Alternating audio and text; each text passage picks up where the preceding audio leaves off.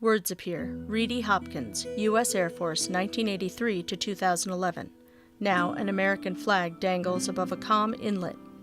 When I was in Iraq, I was equipping all the Iraqi police, the Iraqi army as well, and all the security forces for the Iraq people. A well-built man in his late 40s tosses a net off a dock, then pulls it up. A few shrimp hang in the dripping netting. At one point, I had a $1.5 billion budget. The shrimp lie on the wooden dock, their delicate pink legs curving out from their transparent bodies. Colonel Reedy Hopkins, United States Air Force. Still remember February 18th of 2005. We had a large convoy mission. It was really a goat rope the whole way down. We took fire. As we were heading back, the enemy detonated mortar rounds. They had buried them in the ground and blew this very heavily armored tractor trailer about 100 yards into the desert. Killed one individual instantly and hurt two others pretty badly. I started helping with the combat life-saving. Reedy wears a tan camouflage uniform shirt. There was a point in there when we first came up to the truck that was burning that I hesitated to go try and find out if there was still a third person in the truck. And that has haunted me ever since, because I basically froze. Now, in a sandy inlet, smooth water reflects streaky clouds in the sky. A few boardwalks run across tall marsh grass down to wooden docks. It was probably not until I came back and was in the Pentagon in probably January, February of '06 before I even thought that I might need some help. I was in the greatest city in the world, Washington, D.C., but there were days it was a struggle to get up and out of bed. And you don't really want to go outside and mix with crowds, don't want to do much of anything. Just kind of sit and veg out and no contact with people. It sucks the life out of you. At dusk, Reedy leans against a deck rail. Finally just said, I gotta stop this. Went to the mental health clinic. Start getting into the prolonged exposure therapy.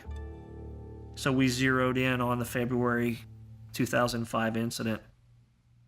And you walk through second by second everything that happened, and you painstakingly step through it. You're right in the middle of it. You're reliving it. To keep going through something that is very painful is very painful.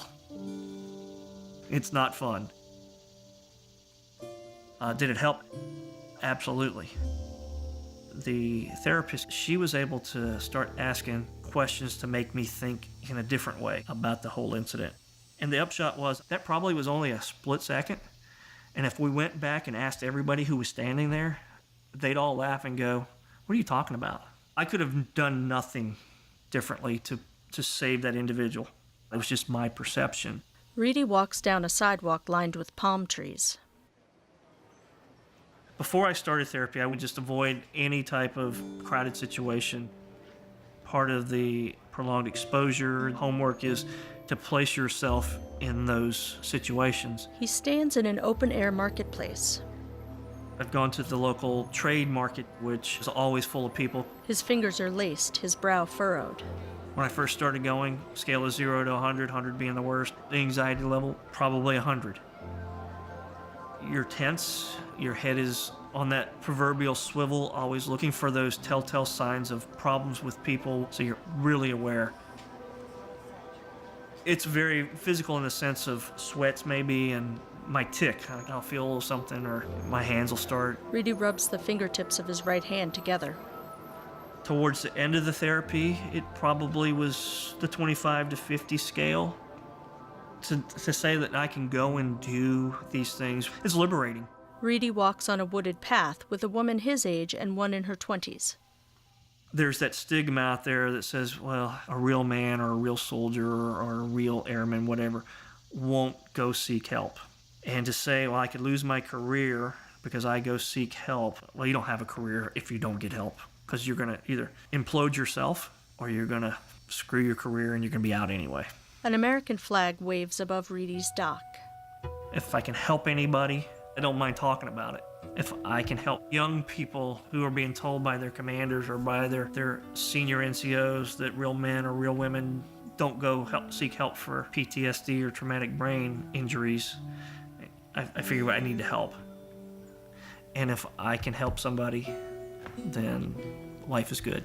Logos appear: About Face, the National Center for PTSD, and the U.S. Department of Veterans Affairs.